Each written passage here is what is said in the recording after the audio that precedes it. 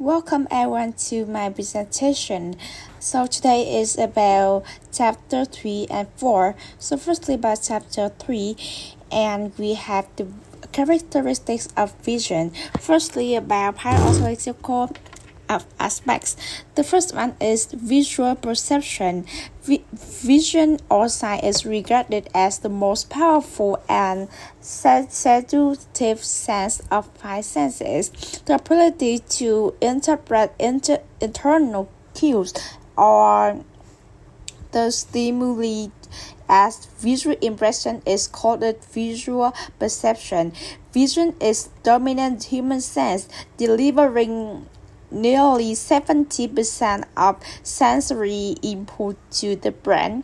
Visual perception is a cognitive process where people understand and interpret image, even when incomplete, drawing on Xanthos and Puerto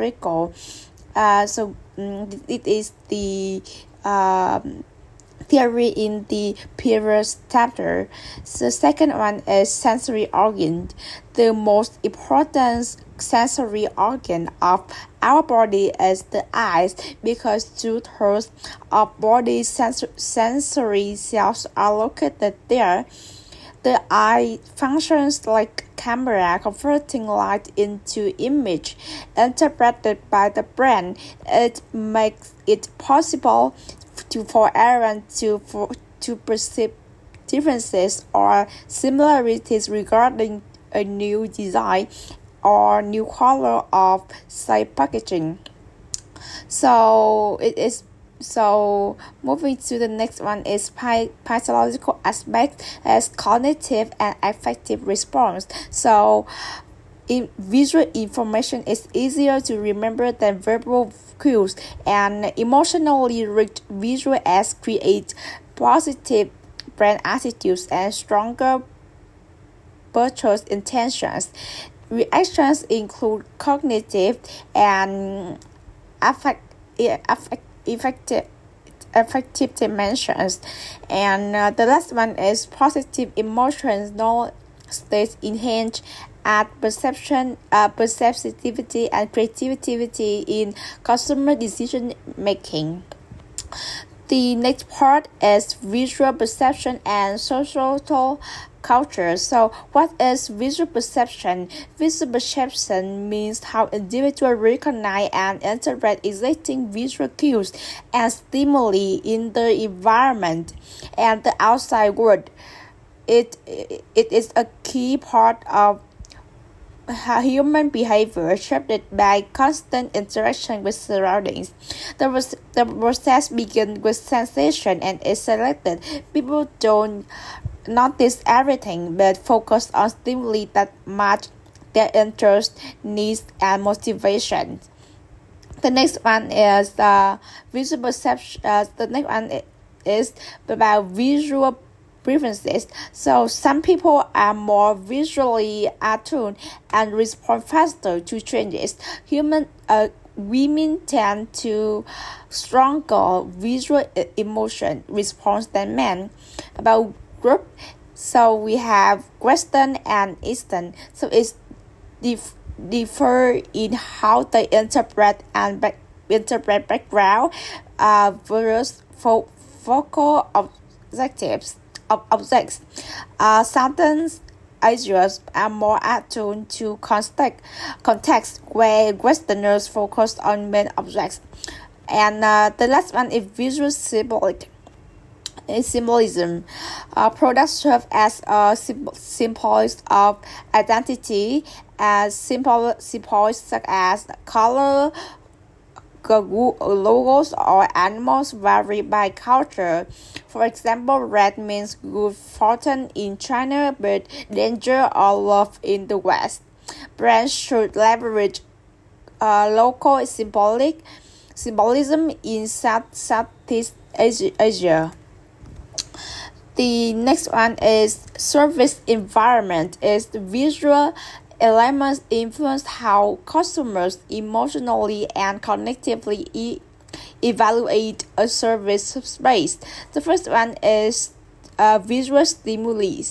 When it comes to service environment, the stimulus organism and response is as our model suggests that the different stimuli impact customers' emotionally states, resulting in either approach or avoidance behavior. A service environment is evaluated by individuals according to the degree of emotional stimuli they perceive, and the emotional states are the mediating factors between the stimuli in the service environment and customers' behavior. This is the table of the differences. The next one is architecture. High ceilings promote a sense of freedom. Contours can suggest gender element, but the color evokes emotion. For example, blue is relaxing, red grabs attention. Preferences affect time spent and purchase. So every individual perceives and experiences color differently, and it's impossible to know how another person experiences a color. What is the meaning of the color? For example, red is the color associated with blood, danger, and fire, and at the same time with love, passion, and sexuality. It is also energetic and lively color in sense that red might symbolize confidence, power, and strength. So for in-store price promotion, red is used to cut the eyes and draws attention to special products. So this effect is related to individuals' emotionally related moods as well as activity-related allure. Moreover, it is evident that shoppers in different service environments prefer blue environments in comparison to red because the color was perceived as more relaxing. Furthermore, shoppers spend longer periods searching for products, which increase the probability of purchase. The second one is lighting. So it affects mood, attention, and health perception. Lighting is seen as an important stimulus which possibility influence an individual's attention to the anti-retail and service environment and its product range.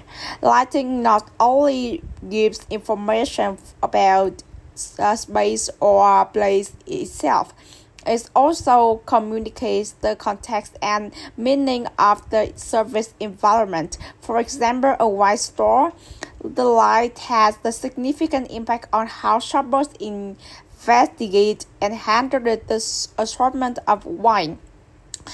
Moving to the next part at in interior design, it is about something like material good is equal to what equals to sustainability and layout effect store insight and product evaluation. The first phase shoppers face when entering a store is threshold air, and this is the air where the shoppers take the decision to make the transition from the outside world. It is necessary for retailers to clarify and visualize the elements that contribute to the positive visual experience of the store when entering it. When it comes to the bench desk, self-desk, or tables, these are often made a surface based on materials such as glass, metal, plastic, or wood. As such, these stimuli impact the customer's assessment of the service environment and influence the decision to enter a store or not. The next one is social stimuli. So staff and other customers act as visual cues, shaping our overall experience. For example, the widgets following retailer IKEA is an example where the staff has an important role as social stimuli. The next part is brands and products. So we will come to the first one is advertising. So it evokes joy, excitement, or fear to engage emotions and influence attitudes and behavior. Emotional ads are often more effective than rational ones. The next one is about color. So color create brand associations. For example, blue equals trust, red equals to attention, and green equals to eco-friendly. Color brightness and contrast affect perception and recall. Color used on website and pricing influence behavior and engagement. On a web page, it is obvious that background colors and images influence how different brands and products are perceived in terms of product attributes and product selection. This is especially the case with color on pricing, where a green dollar sign was perceived as the best price compared to the red and orange colors, corresponding to not to price but to safety. Moreover, it is evident that the existence of colors on website affects how quickly it is downloaded. Colors offering a sense of can encourage individuals to download a special website. The next one is about design. So shapes and forms contribute a brand's identity as symbolic. A good design boosts aesthetic pleasure and conveys functionality such as durability or innovation. So come to the conclusion, it is also believed that a product's appearance and shape might impact the belief that individuals may have about functional attributes such as durability, or technology status. Because of this, designers should try to make brands and products engaging and fun for the users that not only think about appearance and shape. Now, on the other hand, aesthetic reactions are often related to product appearance and shape and not functional probability. It is common that aesthetic and functional values are interlinked. Obviously, the most successful brands and products offer both value to individuals. Moving to the next one in this part is about logos. So logos must be memorable, attractive, and emotionally recent. Combine imagery and typography to convey brand identity. So finally, it should be noted that an individual's attitude to different logos is based on how this logo provides sensory pleasure.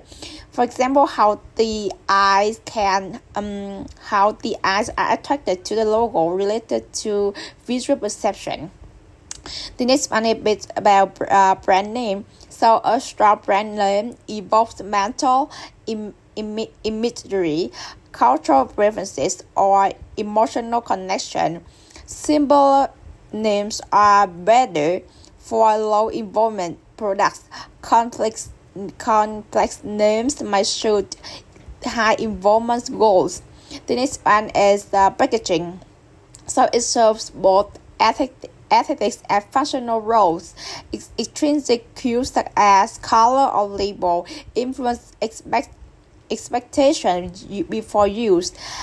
Cute packaging increase perceived tastiness but may reduce health perception. So, Cardenas proposed a laser packaging ceremony that highlights how packaging influences multi-sensory customers' product interaction to two dimensions. Is physically physicality dimension is about outer layer, uh, intermediate layer, and inner layers such as the product itself, its color, shape, or texture. And the next one is functionality dimension is about purchase packaging affects customer behavior at the point of sales about outer layer, and customer packaging affects experience during use or consumption inner or intermediate layers. So overall, packaging engage multi-sense, sight, touch, sound, smell, and even taste. Making is a critical tool for sensory marketing. The taxonomy helps business identify which packaging elements drive customer interaction. So, come to the chapter summary. I have 4 points. 4 main points here is about vision is the most influential sense in shaping customer perceptions. Visual cues affect both emotions and decisions. Cultural and individual differences must be considered, and visual branding should aim to be emotionally engaging, symbolically meaningful, and contextually relevant. Moving to the next one is about Chap 4 sensory principles for sounds. So the first one we will explore is about human ears and hearing. So auditory perception begins early, even in the womb, and plays a critical role in how we interpret our environment. The ear processes sound waves, and the brain react emotionally. For example, certain sounds evoke joy, calm, or noise. Sound is experienced internally and intimately, often shaping our mood, identity, and memories. Moving to the next part is about characteristics of sound. The first one is physiology aspects. So, auditory perception have 3 core sound types. The first one is ambient. The second one is about voice, and the last one is about the music. And also, music is processed in the right brain, making jingles and songs memorable, even with their logical meaning. The next one is about physical aspect. We have emotion and music as reaction. So about the first part, music plays a significant role in people perceive themselves in the world. It can enhance emotional, mental, and physical well-being, as seen in music's therapy, which boosts self-esteem and promotes a positive outlook on life. Music conveys into main ways. The first one is intimidate, replicate the real world sounds to create direct meaning, and the next one is associative, evokes emotions, memories, or brain connections through symbolic expression. Music also operates on 3 levels: sound, auditory signals perceived by listeners, behavior, activities like dance or rituals that shape the musical experience. And the last one is about concept. Cultural and social interpretations of music tied to identity and group belonging. Um, Music also affects people through emotional content and experience-based reactions. And the next one is about basic components. It's something like a tempo, beat, and structure. And also we had two emotional mechanisms link music and feelings. It's about contour. It's the natural connections. For example, fast is equal to happy or slow equal to sad. And convention is about learned associations based on individual experience, fantasy, or need. The next one is music and reaction. So music can express both deep personal emotions and universal emotions themes, offering an abstract understanding of emotional life. So two main theories explain how music affects emotion. Is the cognitive approach suggests that people recognize emotions in music, such as identifying sadness without necessarily feeling them.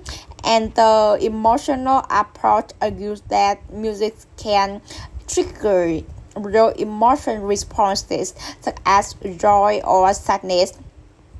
While the debate continues, evidence supports the emotional approach. Music can cause physical reactions like chills or faster heartbeat, a higher blood pressure, or tears, showing its powerful impact on human emotion.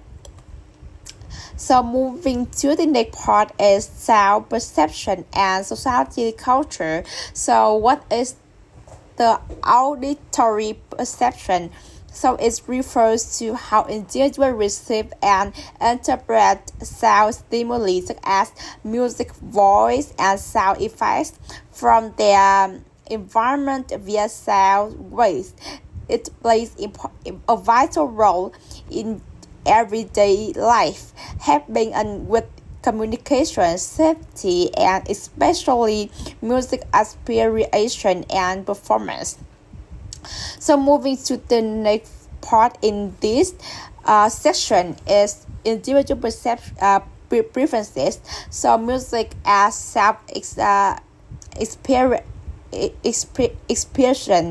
expression, self-expression. People use music to reflect their personality, emotions, value, and mood. For example, someone who prefers hard rock might perceive it as tough or rebellious. The next one is about personality links. So something like aggressive, risk-taking individuals will prefer hard rock, rap, or hip hop. On the other hand, optimistic or sensitive individuals prefer jazz, classical, and soft music. About gender differences, men tend to favor loud, aggressive music associated with masculinity and dominance, while women are more drawn on to soft, emotional music associated with relationship and introspection. So research shows music helps regulate emotional states, especially for women, and even without formal training, individuals can perceive aesthetic and emotional meaning in music. The next one is about group preferences. So about the cultural identity, music helps express and reinforce shared emotion and social experience in different cultures and groups. For example, Squadness midsummer celebrations use music for joy and bonding.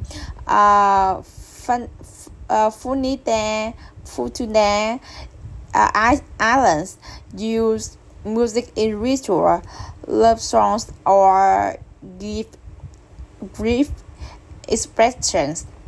Music universality.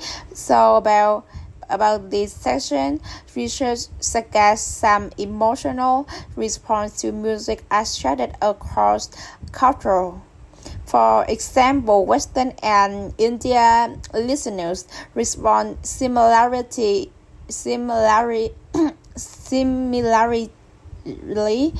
to Indian music designed to evoke happiness, anger, sadness, or tranquility. So moving to the next part, the last part in this session is about sound symbolism. So about the definition, it refers to how the sounds of words, not just their meaning, shapes the perception. About the branding application, marketers can use phonetic elements to evoke specific product qualities. For example, the brand name Frosh with an all sound received a creaminess and richer than fresh with a sharper e sound. Cross-cultural consistency studies show phonetic impressions are not limited to one language. Words can carry universal sensory meanings across languages like Chinese, French, and Spanish. By marketing implication, brand can use phonetic design strategically to shape first impressions, reinforce product attributes, and strengthen brand memorability and emotional impact. So our next section is about service environment. So the first one is about auditory stimuli in service environment. Retailers and service providers use music, sound, and voice to create an appealing atmosphere and enhance the shopping experience. The example includes disco music in fashion stores, popular hits in supermarkets, classical music in malls. These auditory cues influence cognitive, emotions, and behaviors, impact how customers perceive service quality, products, and staff.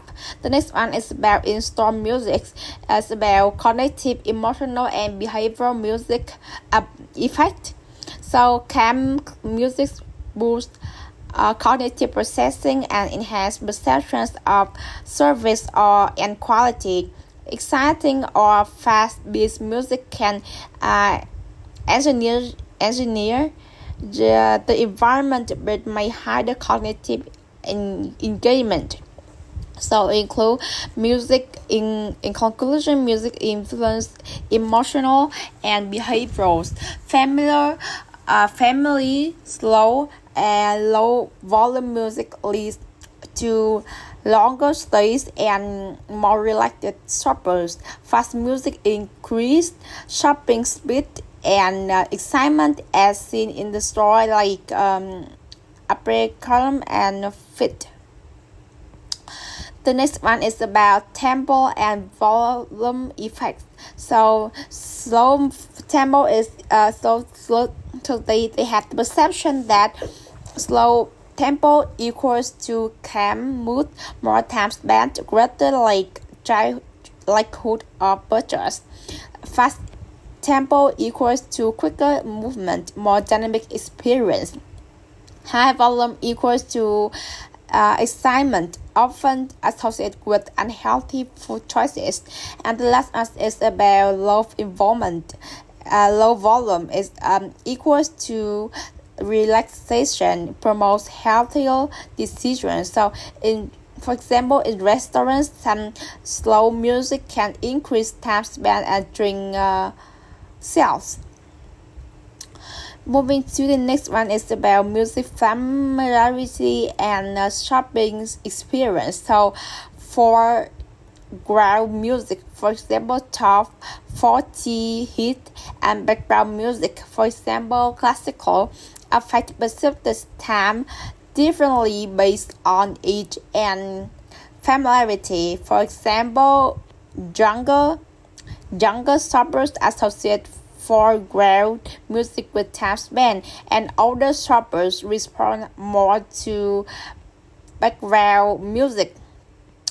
The next one is about cultural and symbolic association in music. So background music reflecting a specific national identity can influence product choice. So French music increase sales of French wine, for example, like that.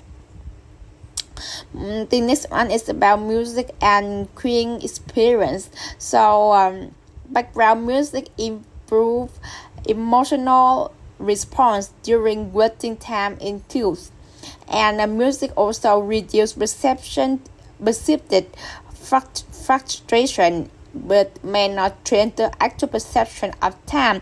It can reduce the emotional cost of waiting, enhancing the overall service experience. The next one is about music congruence. So it's equal to how well music matches with the store's design, interior, and brand identity. So this music leads to greater pressure, higher service quality rating, and increased intentions to return. For example, in a French restaurant, modern dynamic music outperformed random radio pop. And the last one is music as deterrent. So classical or opera music can use to discourage certain behavior or groups. For example, McDonald's in Australia used it to stop teens from loitering, or London Underground used classical music to reduce vandalism or assaults, successfully lowering the staff targeted incidents by 25%.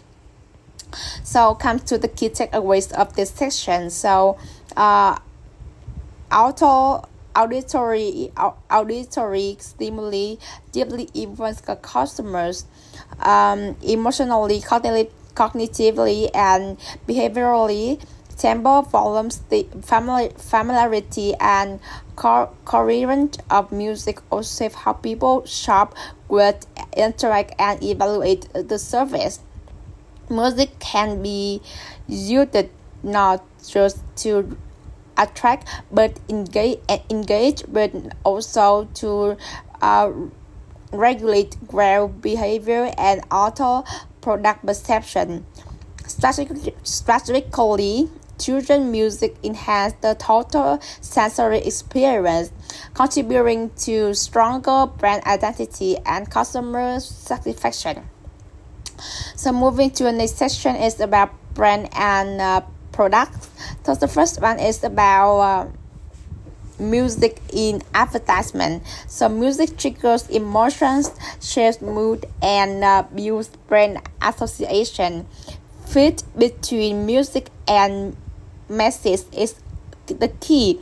Ads are more effective when music matches the tone. Exciting music increase positive ad evaluation and attention.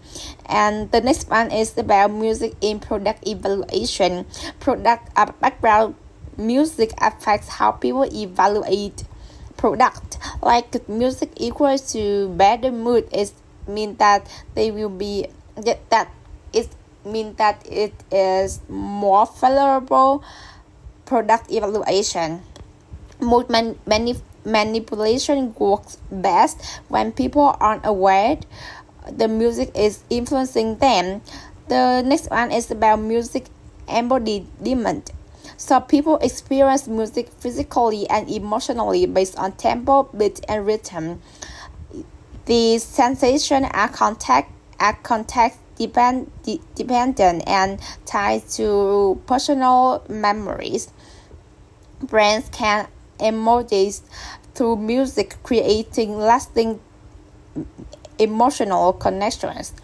So about the voice tone and beat rate matter. So low tone voices equal to a more credible and empathetic. Fast sweet rate equal to speaker appearance more intelligent, confident, and perceptive, and confident. Yes. So moving to the next one, it's about sound symbolism. So the sounds of brand name, product, noise, or jingle can shape perceived quality and identity. Because sound creates instant emotional and sensory association, our brains process sound faster than visuals, and current sounds are universally linked to qualities. A well-crafted brand name or jingle carries emotional tones, energy, and personality that shapes how people perceive the brand even before knowing what it sells. The next one is about sound may present or unpleasant, affecting product perception and even product sound design. For example, toothbrush noise impacts how hot or enjoyable a product feels. So moving to the chapter summary, I have one main point for you to remember about all these chapter. Is this chapter explore how sound influence consumer perception and behavior, focusing on physiological is how we hear, and pathological is how we think and feel, and how we feel and think. Aspects of auditory perception. So auditory stimuli play a strategic and emotional role in marketing, affecting how consumers perceive brand, engage with product, and experience service environment. This chapter highlights how comedy and can intentionally design sound to enhance brand identity, influence this decision making, and create more memorable customer experience. So that is the end of my presentation. So thank you everyone for listening.